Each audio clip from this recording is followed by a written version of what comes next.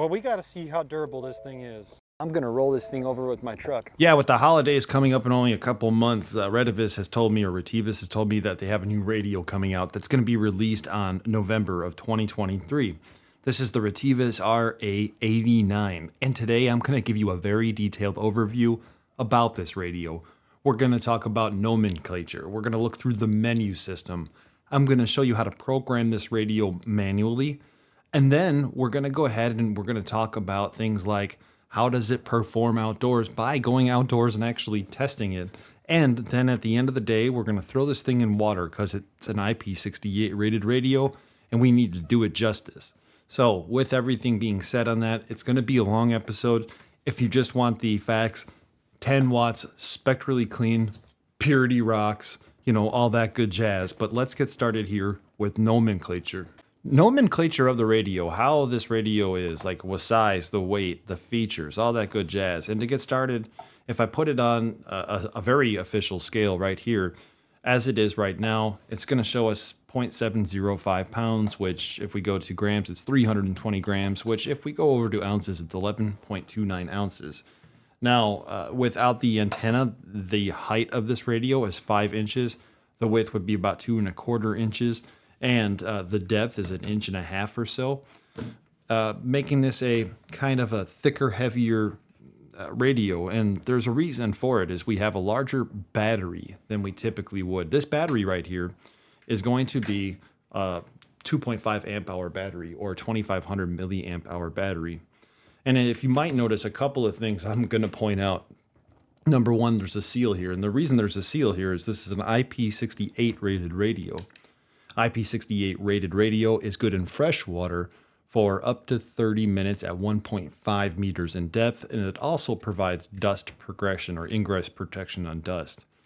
But since we're going over the radio and we're kind of walking through it and talking nomenclature, I want to point out that there is an FCC ID on here, and there's no FCC certification. So this is another one of those things where you think, yeah, that's not right.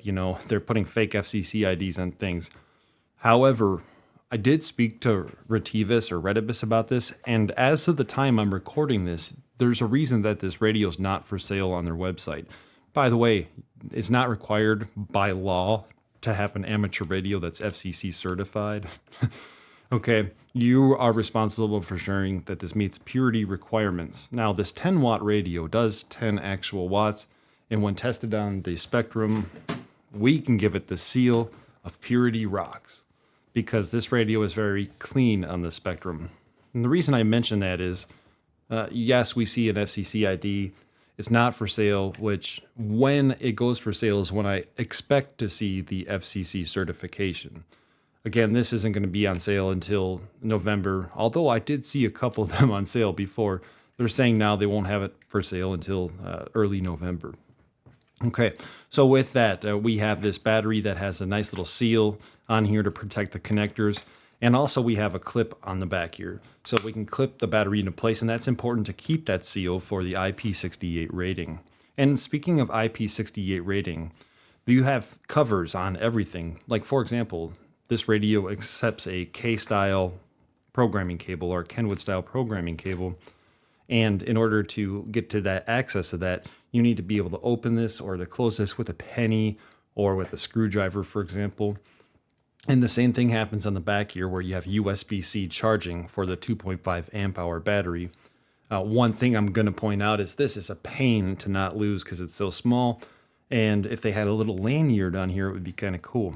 But anyway, I'm not necessarily certain how well that USB-C plug is going to hold up for the IP68 rating, but we're going to find out. I will tell you also that I'm used to, when you see a IP68 rated radio, I'm used to true IP68 being contact connectors instead of, the K-style programming cable where you have to plug something in. Because then if water does find a way to ingress into here, it's going to go straight into the programming cable itself. However, I digress, and let's hope that that works out okay. Now, if we take a look here, there is a small seal around where the plug will go, so it should help prevent the water from ingressing into there. I also want to note before I turn this on, I have not upgraded the firmware on this radio. I have been advised that there's a new firmware, and the reason that I have not upgraded the firmware yet, I believe it to be a false positive, but I did get the firmware in an email, and it's being detected as a virus. And furthermore, when they sent it to me directly with Gmail, it didn't arrive, which I would assume was prevented because it was being somehow detected as virus. On the top of this radio, we have our spot for our antenna. Now, our antenna itself is a SMA male adapter, meaning our SMA female is on the radio. So you could purchase an aftermarket antenna. I want to point out, though, if you purchase an aftermarket antenna, you might lose your IP68 rating because you might not have this properly covered as it should, or I guess you'd say sealed, but it doesn't appear to me that there's any way that that would be sealed. Any more so than another antenna, except it is a little bit fatter here. There's no actual seals, is what I'm trying to say. So atop of the antenna being an SMA male and the port being a female, there's a flashlight on the top of the radio. Now, in order to activate the flashlight, we need to turn the radio on, and you could do that via the knob that's on the top here. When you turn it counterclockwise, you will feel a click, and then you will hear the radio power on. The more clockwise you go, the louder the volume goes. That's going to be a lot for us to go. So we have a couple rabbit holes to go down here. Let's turn this on. Okay. And now, before we do anything, let's take a look at the side of the radio. And these are some of our main buttons right here. Okay. We have our push to talk. I'm going to call it button 1 and button 2 for right now. Or side key 1 and side key 2. Now, but push to talk is pretty obvious, right? You push it, it keys up the radio to transmit it so you could talk on it. But side key 1 and side key 2. Side key 1 is advertised as a flashlight, as well as activating a 750 hertz tone for repeater access. And side key 2, it says shortly press the key to disable the noise squelching action. So basically it breaks the squelch, okay? So we'll get back to that here in just a second. I want to show you the flashlight though, okay? And the reason I want to show you the flashlight, it doesn't really exist on this radio. Again, firmware update might have fixed that, but if I tap the push to talk 1 or the side key 1, and if I were to even just hold it down, and nothing is happening. So it's almost like the side keys just actually don't work. Regardless, with the radio on, let's go through some of the nomenclature of the front of the radio, and then we're going to work our way into the menus, and we're going to program this radio. So number 1, let's just take a look at the front of the radio here and kind of observe the speaker that's on the front. It's a front firing speaker, which is good, but there's no specification on the website or in the user manual that says how large of a speaker this is. And if I had to, conjure up a guess, I would say that it's probably no more than a 3/4 watt speaker, maybe a 1/2 watt speaker. It's not as full or vibrant as a full watt speaker is what I'm trying to get at. But it is a front firing speaker, and it has your LCD here, which shows dual display. You could switch it over to single, there we go, display, sorry. And finally, we have our keypad on the bottom, which allows us to do things like switch between VFO mode or channel mode, access the menus, and go to FM radio. If I tap on the pound key, which also is the radio key, it will swap between VFO and memory mode. There you go. Okay. So right now I'm in VFO mode, and I'd show that to you because I could type in frequencies like 146.520, and that's good. Okay. Now this radio does have the capability to receive outside of the ham bands, which is why I find this part ridiculous. 162.500. I want to listen to NOAA Weather Radio, and I can't. Okay. 162.500, nothing. Okay, so I contacted Retevis about this, and I said, hey, I can't type in the frequency manually. Now, if you hold down, by the way, if you hold down radio, it actually brings you into FM radio mode, just as you see here.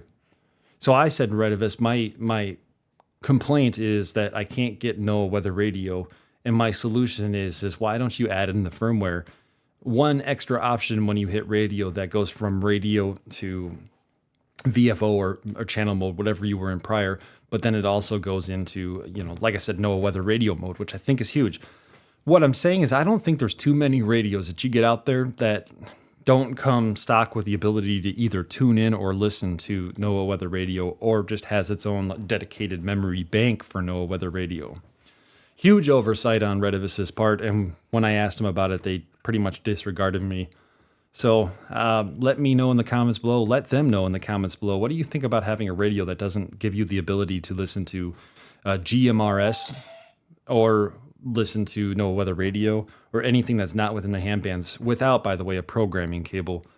That was a solution that they said to me, well, hey, just get your programming cable and program the frequencies. Well, if I'm on the road, and I didn't realize I was going to need to listen to that frequency, it doesn't help me if I don't have a computer or something. So anyway, let's tap on radio again or hold it down. We're back onto our main channel display.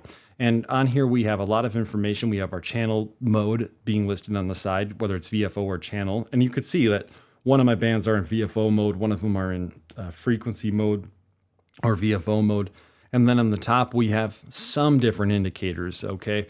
For example, the H means high power. The W means we're in wideband. You might see a continual tone squelch in there. We have our battery indicator, all that good jazz, okay? And now there's a couple other things. We can go between the A band and the B band by tapping A/B. What happens if we hold down AB? Not a thing at all. So that doesn't do anything. Now, we're talking about the function button or the F button. If you tap it once, it brings you in a menu, but also, you see I just hit function and then I hit 12, function 36. There are function 36. There are 38 menu options total, okay? And one of them that I really want to point out, I'm going to turn the volume up on the radio right now, is the ability for the voice activation. When you have voice enabled on here, it tells you menu, scan, set, which is TX select, Fox level, power. Okay, so the reason I show you all this is, to me, it's important to let the visually impaired know that, hey, this radio has some kind of capability to speak back to you where you're at. So in case you get lost, you're able to, when I say lost in the menu system or something along those lines, you're able to say, oh, power. Oh, that's the power setting. Enter. By the way, I have my eyes closed right now. Enter. Okay, so it doesn't, so sub menus don't really tell you if you're on high, low, or mid. And also hitting the up or down arrow to change it to high, low, or mid doesn't change the tone. Okay, so I don't know if this is high, mid, or low, or this is high, mid, or low, or this is high, mid, or low. I want to point that out, and maybe that's something Retevis or Retevis will work on in the future. Enter. But if I hit enter now, I know, okay, well, enter. Maybe I'm back in the menu. Squelch level. Mode set. Let's go back to squelch level. Again, so that's the point I'm trying to make there, is it doesn't indicate at that point with any tones or anything if I'm going higher, if I'm going lower, what number squelch level I'm on. Enter. Okay, so anyway, eyes open. Enter. Escape. All right, after we go through the menu, then I'm going to go back through the menu as we program a channel into the radio, into the memory. And we're going to basically show you the most common features that you might use within the menu system. However, there are a couple observations here. Anywhere in the menu that you're at, if you are selected on something like, for example, the arrow's on POW right now, or power, you can tap on function and it brings you down where you could then change from low, high, or mid. Because you don't always need 10 watts of power. And really, if you're running 10 watts through this battery, it will deplete a lot quicker than if you were running, say, 5 watts or something. Anyway, continuing on here, I wanted to show you just a few things about the steps. Now, this was working earlier, and then this last go-round, it wasn't necessarily working. If I go to the menu, and you can see I'm here on steps 27, typically I would hit or tap the function key to go to the sub menu so I can change it to 10K, 15K, 20K, whatever it is, 100K. It's 2.5 to 100 in certain increments, 2.5, 5, 6.25, 10, 12.5, 25, 50, and 100, I believe. But I can't do that. And you're probably thinking like, well, that's kind of ridiculous, right?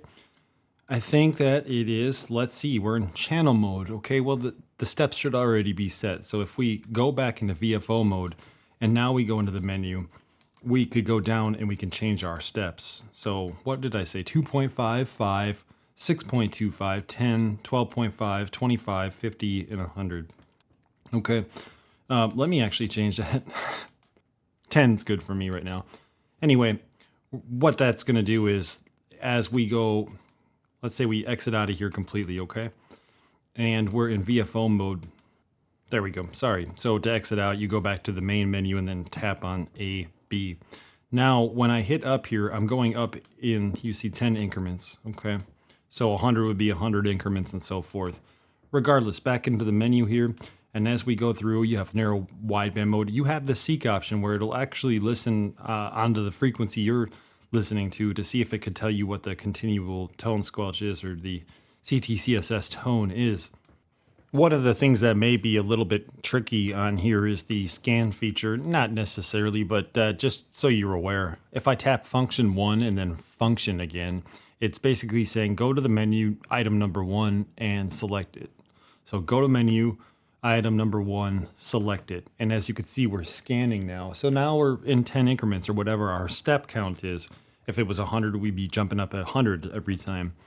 To disable the scan, all you got to do is tap F and it stops the scan. Great. Now let's program this radio.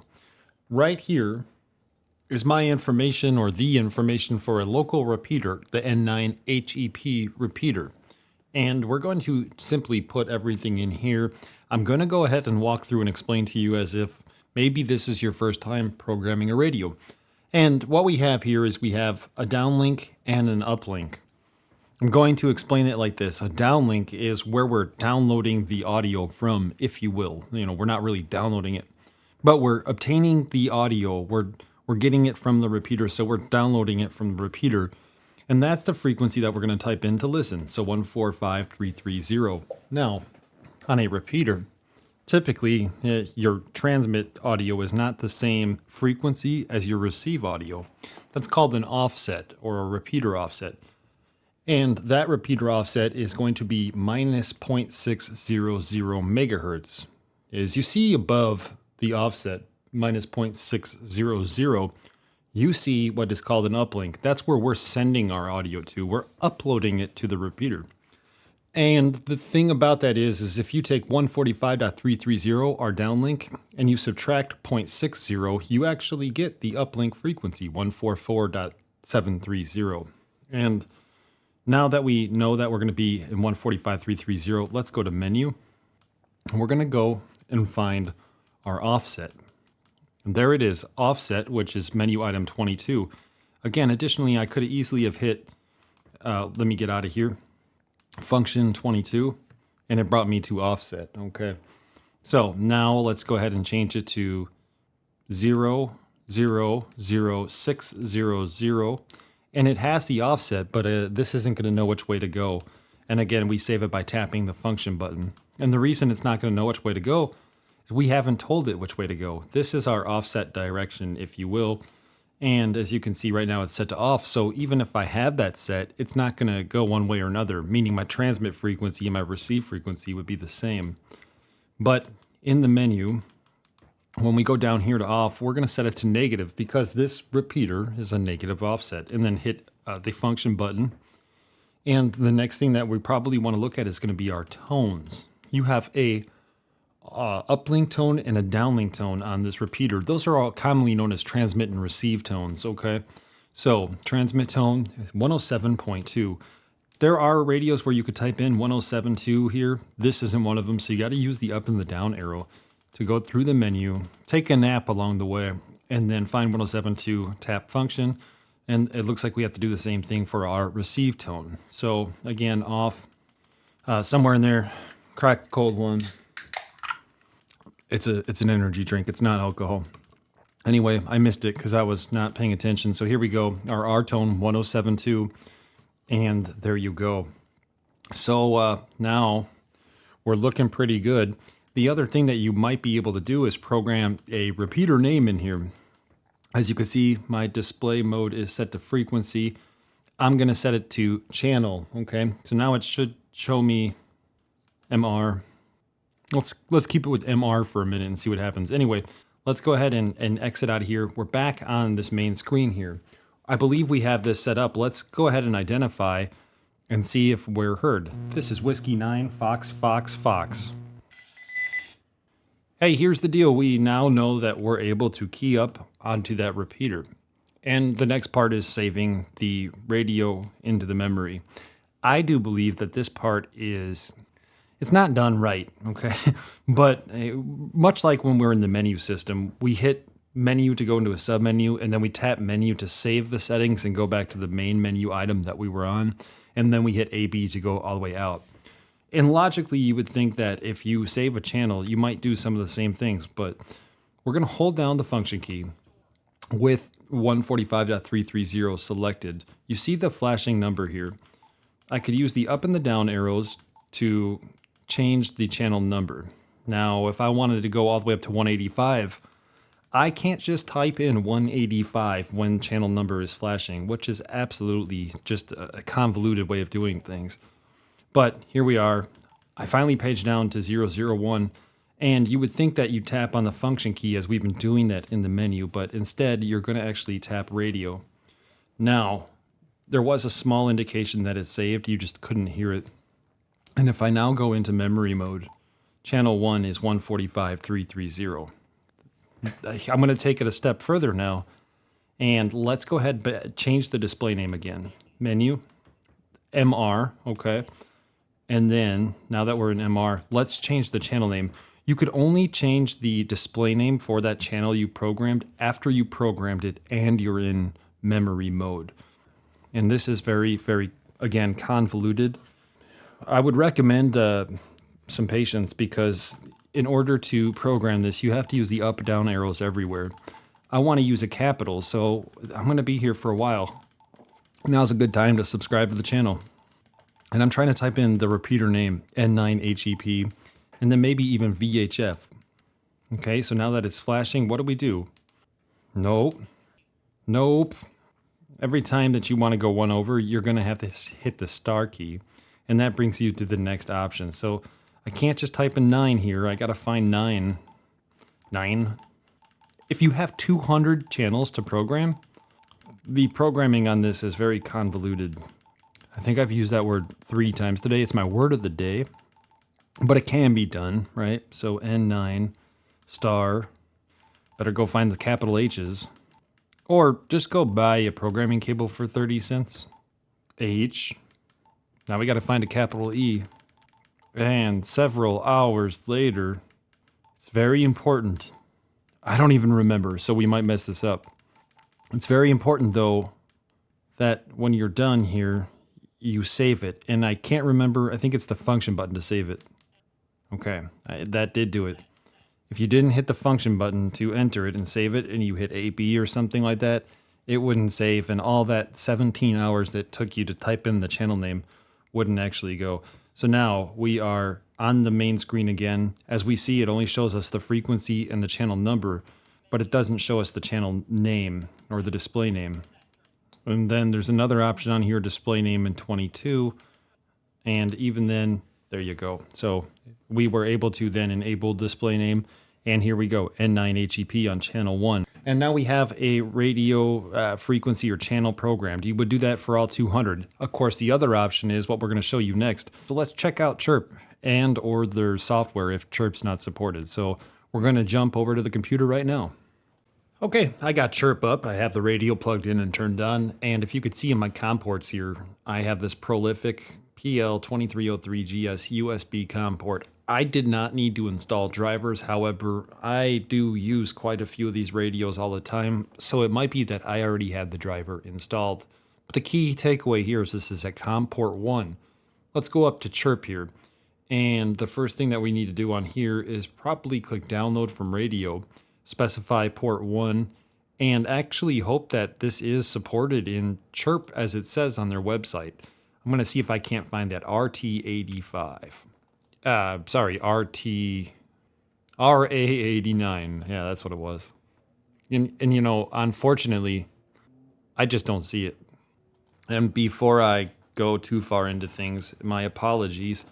It says that the support for Chirp is coming soon. Again, this is a radio that's in development and technically not available to the public yet, although I think they sold a few pre-units. So, we can't get down on them too much for actually telling us on their website that it will be supported soon. Let's jump over to their software. And this is the RA89 programming software. The first thing I'm going to do is, you can see it's completely blank. I'm going to read from the radio by going to first thing first, setting and COM port select. COM port 1 is selected. And then I'm going to go to program and read. Now it's reading the radio, and it should display whatever channels I have saved in there, probably channel 1. And I think I accidentally saved 4 as well. Let's see. Oh, 1 and 2. Okay, yeah, no big deal. So you can see everything that we just did manually on the radio. It will show up on here as well. Let's go ahead and type in a simplex frequency of 146.520. As you might know, that's the national simplex frequency. And the transmit, since it's simplex, I like to say it's simple, right? So it's the same transmit and receive. And with that too, typically you don't see a CTCSS or a decode or an encode tone on there. So perfect. Off, 2 meter calling, because it's the 2 meter calling frequency, right? But we've made our 2 meter calling frequency on here. Let's give this a shot. And this is, again, what I don't necessarily like, but we are going to type in 162.550, and it allows me to input everything in here. I suspect, okay, let's type, I was going to say I suspect that it won't allow me to transmit, but we're going to call this like NOAA weather, okay. And let's put in 1 GMRS frequency as well.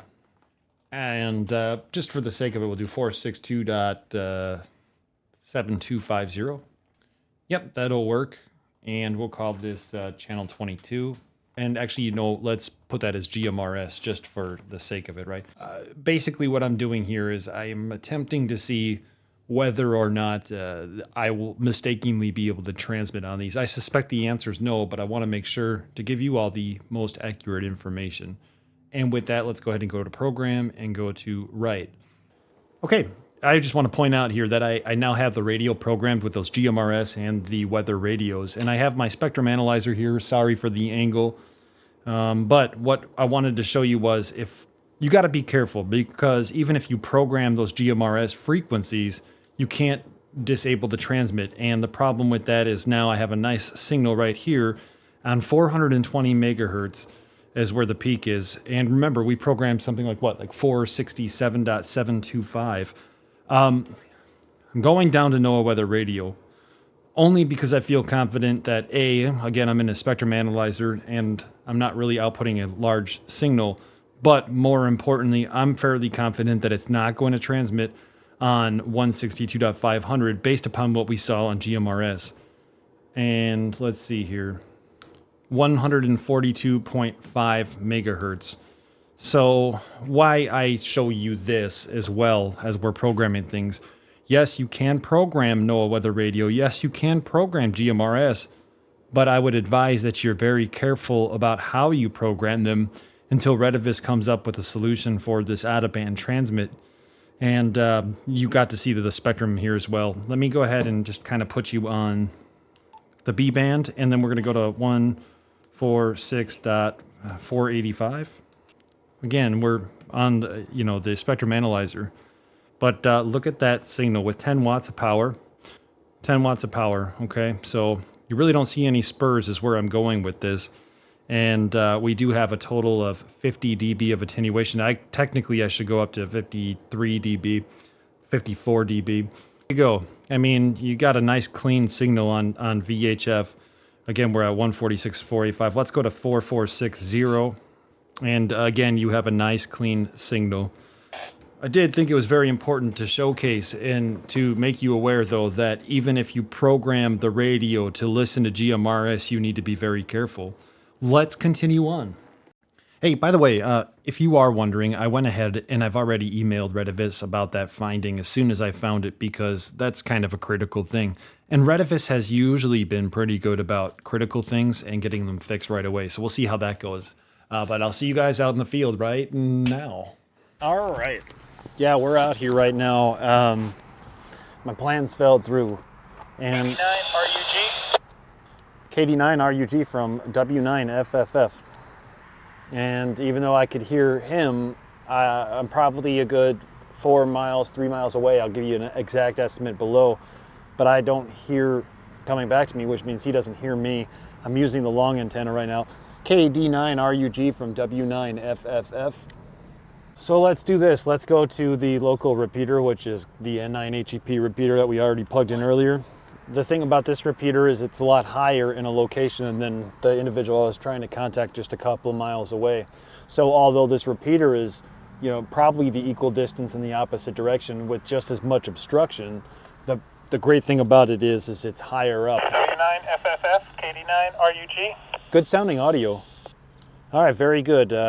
KD9 RUG from W9FFF. You have nice crisp audio. There was a little bit of like static or something like that at the beginning, but otherwise it sounds good. How is the audio on my radio right now? Sean, I'm barely getting you. Nope, now it just cleaned up. It was just clipping in and out, but now that last statement I was able to read you fine.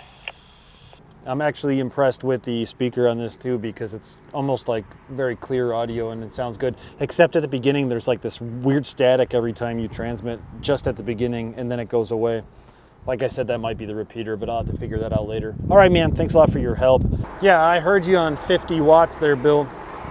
W9FFF. I just passed Veteran Acres, so maybe it'll get better once I get past all these bushes. It's all better. All right, very good. Sorry if there's a lot of wind. Like I'm driving obviously with the top down, but glad to hear that it's better. I have 10 watts and like I said, just passing Veteran Acres. Okay, yeah, you're about half scale now. Yeah, very good.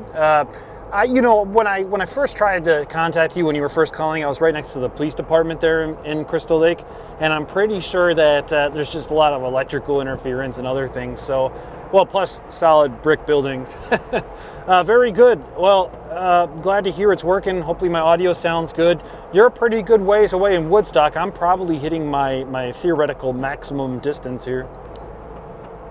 All right, man. Maybe I'll fire up my notes here, and I'll leave this radio here, and that way I can go upstairs with the HT and see if I can hear you after your swimming break. And then RES. Hey, here's the deal. I do see a lot of people doing water videos now, torture test, and I did start off doing those a few years ago, but if everybody else is going to do a water torture test, I'm going to take it to another extreme. So first things first, I have confirmed that everything is secure on here. If you're going to, for some reason, throw your radio in the water or try to get it dirty, make sure everything is good and tight where it should be. Stock antenna, all that good jazz. But the first things we're going to do is we're going to go kick it in the sand. So here, let's go pick it up. Oh, and also there's the radio. And this is just one time in the sand. I will say that the screen scratched up very easily. So that's something that you might want to consider. But as far as it goes, it still turns on. I'm sure it still works. And let's throw it in the sand a little bit more, right? And we're going to continue to kick it here in the sand. And then we're going to, like a football, see if we can't get it to go all the way out to the water. And we're going to roll this thing over with a vehicle too. I think like those things are important, but we're going to get it good and submersed into here, like if we were running on it, all that good jazz.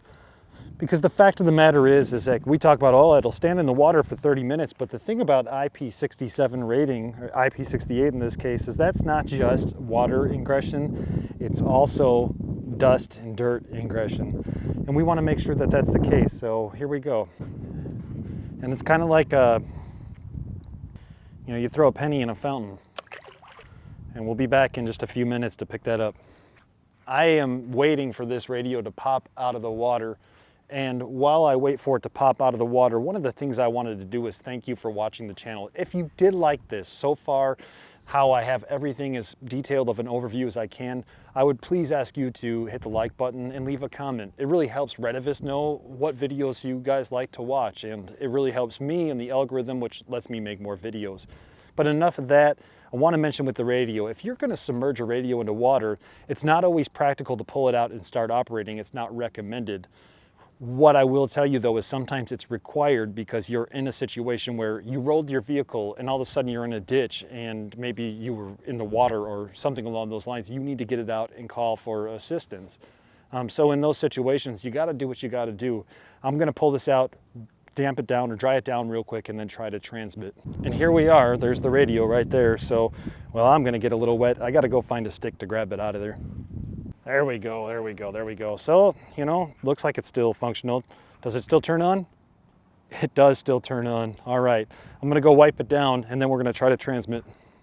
All right, so we got the radio out of the water. I patted it down.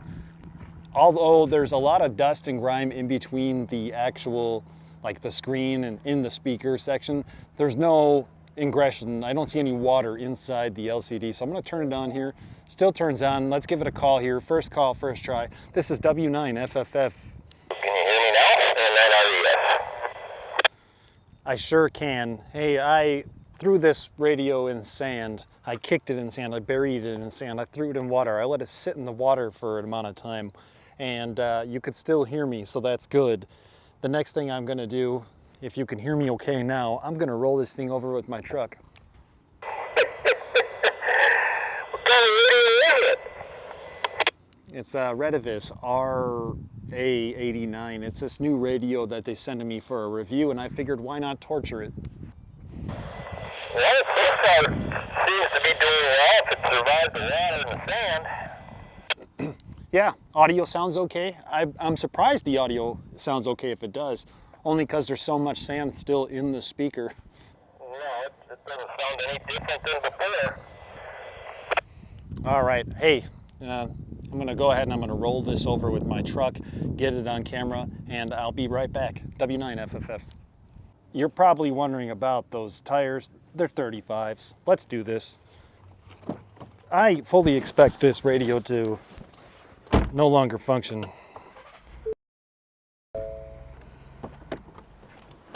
There was 100% no doubt in my mind that this radio wouldn't survive being rolled over by a Bronco, but W9FFF. I can't see anything on the screen. Okay, I just rolled this thing over with my vehicle. I no longer have an LCD, but you could hear me. Oh yeah, I can hear you just fine. I think that speaks wonders for this radio. Hey, thanks a lot for your help, Bill. I'm gonna have a video out here a little bit later, and I don't know what else I could test. I've rolled it over with a truck, threw it in the sand, and put it in the water. Hey, and just for the record, ain't nobody else gonna do that. I damage these radios and I treat them hard and harsh because I want you to be able to see what the radio is capable. Okay, sorry for the angle here. I started taking this apart. I wanted to show you on camera as well, though. No moisture inside of the antenna area, so that's good. If we get a good look over of the radio itself, yeah, see it's kind of beat up. You could see the LCD's really messed up. But if we turn it on, it still turns on. At least the backlight's working, but the LCD itself does not function. Listen to this, though, if you could hear this. Menu, scan, set, box, level, power. I mean, I could probably still use this as a radio if I so chose to. The USB looks good again, as like I was saying. The battery in the back is damaged, obviously. That took the grunt of the ground, and we were on a kind of like a gravelish paved road in a way. Yeah, gravel paved. I know it sounds weird, but that's the case. Let's see if we can take the battery off here. I'm missing a clip, I think. There we go. Damn. And, you know, I know it's waterproof IP68 rated, but it looks like there's some water inside of there. I mean, what do we say about this? Do we decide that it's no good because water actually got in, or do we say, God, that was a durable radio? And look, there's a very little amount of water. If you've seen my prior videos, and I've been doing torture videos for a while, this is a minimal amount of water.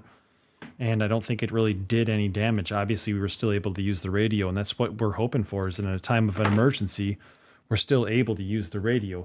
Now, we're going to go ahead and just open this last part up here, and I could tell you, as I turn this screw, it's grinding a lot, like there's a lot of sand inside. That might not be the case. It might just be on the screw itself, but we'll see. And there are indications here that maybe this isn't completely watertight as indicated. A lot of sand buildup in here. Okay, an IP68 rating is not only about water, but it is also about sand. There is a tad bit of water in there, as you can see where my plier is. There was just a tad. That begs to ask the question, though, you could probably rate this IP68, but I think you'd be kind of extending the truth just a tad. It's still damn durable, obviously, but we did have sand and we had water get in there. Let me pull up the IP68 rating real quick. This is on the website polycase.com, and I'm just going to go ahead and read it. I encourage you to check out polycase.com. IP68 ratings occupy the very top of the IP rating scale. Both the first digit and the second digit are the maximum level, a 6 for the total protection against solid ingress, and an 8 for total protection against water ingress up to and including submersion below 1 meter and for more than 30 minutes. And that's IP68 rating according to this site, although other sites like Samsung.com specify 1.5 meters for the IP68 rating. Now, if we take a look at this here, I guess the question is, and here it says that each IP rating has 2 numbers. And again, I just want to specify that it says protection against ingress from solid objects such as dust, dirt, and debris. And yeah, it did a very good job, but still, this is dust, dirt, or debris. Again, I'm not completely worried about it, but I do want to point that out. Hey, this radio has been through hell, and it's been a long day for me, so I hope you enjoyed this. I aim to be as detailed and thorough as possible, and I hope it helped you in making a decision once this radio is available. Have a great day, and thanks for watching.